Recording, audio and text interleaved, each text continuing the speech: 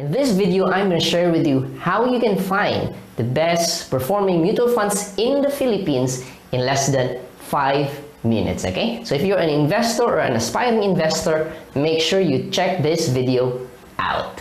Hi guys, Pilo here and welcome to my channel. So in this channel, we talk anything about passive income, may it be through investments, entrepreneurship, or online opportunities. So if those topics interest you, make sure to hit that subscribe button. Okay, so if you're already a subscriber, so welcome back to my channel, or please welcome me back here in YouTube. So I believe this is my first video for the year 2021. Okay, so ayun, marami na tayong mga improvements sa home office. Okay, and usually at the start of the year, what I normally do is I conduct or I check out ano ba yung mga best performing investments, okay, best performing investments in the past year. And in this video, let's talk about how you can determine the best performing mutual fund investments for the previous years. Okay, so if you're a investor or an aspiring investor, tapos you want to go into investments, okay, like you're still a newbie, one of the best investments you can start would be mutual funds, okay? And if you want to determine ano ba yung best mutual fund that you want to be investing in, kasi marami mga different types, okay? So in this video, I'm gonna show you on how you can determine the best performing mutual funds in the Philippines in just under 5 minutes, okay? So let's proceed to the laptop, okay? Let's proceed to the laptop and I'm gonna show you how.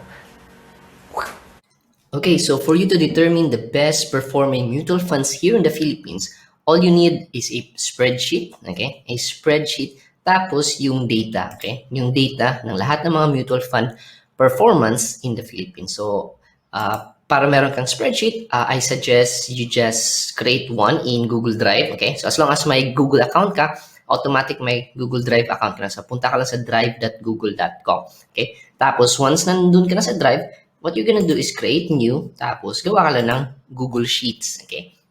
Google Sheets. Because what we're gonna be doing is we're gonna be ranking ano ba yung mga best performing mutual funds, okay? And for us to get those data, punta ka lang sa pifa.com.ph, okay? pifa.com.ph. So this is a website for all the mutual funds in the Philippines. So once nasa pifa.com.ph ka na, punta ka lang sa facts and figures, alright? Facts and figures. And ngayon, makikita mo na lahat ng mga mutual fund companies. So there's 3 major types, yung stocks fund or yung equity funds, yung balance funds, and tsaka yung bond funds. So actually, meron pang money market and feeder funds, but yung sa mutual funds, yun yung top 3 common mutual fund types, okay? So the stocks funds, ito yung majority of the funds are invested in the stock market.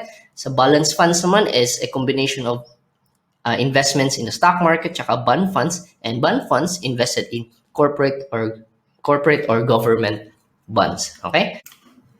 So for us to determine ano ba yung best performing mutual fund, so actually nandito na yan yung 1-year return, 3 years return, or 5 years return, pero hindi siya naka-arrange, okay? So naka-arrange. So let's say for example, kunin natin yung stocks funds or yung mga equity funds, okay? Equity mutual funds, okay? So what you're gonna do is just copy-paste natin lahat ng mga mutual fund, okay? Ito, copy natin.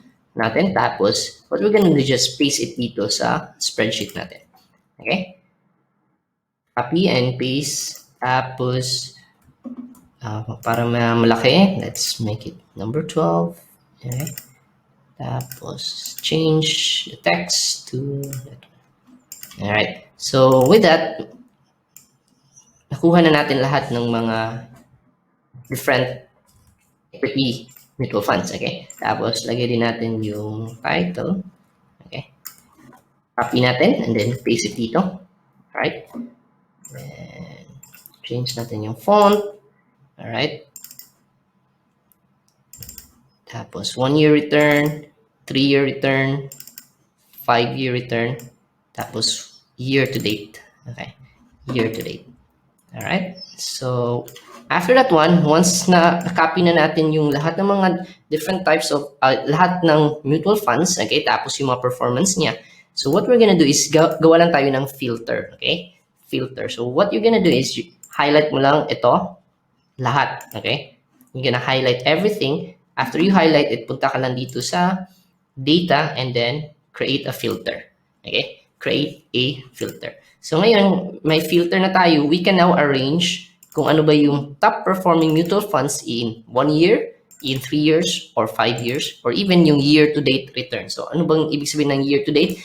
If you invested like early this year, tapos up to today's current date. Okay? At today's current date. So, say for example, by the way, this is for equity funds, and you can do the same thing for balance funds and for bond funds. Alright? So ngayon, nakuha na natin yung equity funds, we're gonna arrange. So let's say for example, you're interested, ano ba yung top performing mutual funds if you invested 1 year ago. Okay? 1 year ago. So you just gonna do is sort mo lang from Z to A. Okay? Z to A. Tapos makikita mo na yung top. Okay? Say for example, top 5. So 1, 2, 3, 4, 5. Oopsies. Ito yung top 5. Alright? So as you can see, isa lang yung nag-positive. Okay? Yung Phil Equity Alpha Fund. Alright? Tapos what if gusto mo makita yung 3-year return? Okay? Sort Z to A again. So yung pinaka-top nila is negative. Okay? Negative. So invested like 3 years ago, negative yung return. Okay? So I'll show you later bakit negative to. Tapos, if you also notice, merong mga NA. So, anong ibig sabihin nito? It is not applicable, meaning hindi pa nag-exist itong mutual fund na to 3 years ago. Alright? Hindi pa siya nag-exist 3 years ago. Now, if you look at yung top performing naman in the last 5 years, so sort natin Z to A. So, ito, NA, NA. So, ito na yung top performing 1, 2, 3, 4, 5. Okay? So, top performing for 5 years, Alpha, Atram Alpha Opportunity, United Fund, Philippine Stock Exchange, Stock Index Fund, Phil Equity, Phil Equity. Okay? So, for last 5 years, ito yung growth mo compounded yearly. Okay? So, you might be asking like, 5 years investments, tapos ganun lang yung growth ko. Okay? So, let's double check. Bakit ganito yung scenario in the Philippine mutual fund industry? Isa kasi sa mga goals sa mutual funds is to beat or follow the Philippine Stock Exchange Index or the PSEI. Okay? So itong PSEI, this is like a list of 30 different stocks, okay, in the Philippines, carefully chosen, all right, to represent yung economy ng Philippines. So basically, merong mga stocks in the banking industry, in mining industry, in telco, okay? Tapos itong 30 different stocks, this is like it represents the economy of the Philippines, okay? So meaning, as the economy grows, hopefully or ideally, yung investment mo rin mag-grow. So, yan yung goal ng mutual funds is to follow the PSEI or to beat the returns of the PSEI. Okay? So, as you can see, bakit yung performance ng mutual funds in the past like 5 years or 3 years, hindi gaano kalaki yung results because yung PSEI, okay, is ganito din yung performance niya. So, if you look at the 1-year performance of PSEI, okay, dito, down din siya, okay? Negative din siya. When you look at the 3-year return, okay? So it's, kaya yun, negative, di ba? It's going down. So if you also look at the 5-year return naman, so ganun din, parang it just going up, down, tapos nag-down dito because of the pandemic, and then up naman dito. So when you look at the 5-year return, so parang nag-stagnate lang siya, hindi siya talaga nag-grow, okay?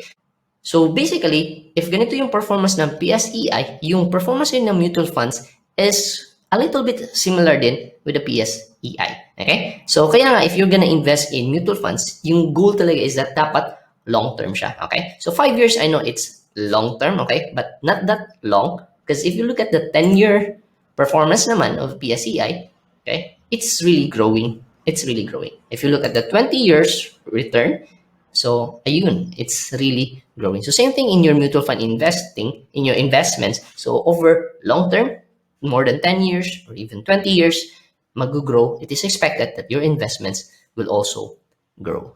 Alright, so that is it. That is how you can determine the best performing mutual funds here in the Philippines. Pero umabot tayo ng more than 7 minutes kasi may mga explanation pa yun. Okay, so we explained how the mutual fund works. Okay, bakit yung performance natin is hindi ganun kalaki yung performance. Okay, but the goal is that over long term, we believe na yung investments natin will really grow. Okay, so I hope you find this video helpful or valuable, and if you want more contents like this one, so make sure to subscribe in my channel, or you could also visit my website freedomlabph.com. Again, that's freedomlabph.com, and you will discover anything all about how you can create multiple sources of passive income. Okay, so once again, this is Tiyo, and create your desired lifestyle. Bye-bye!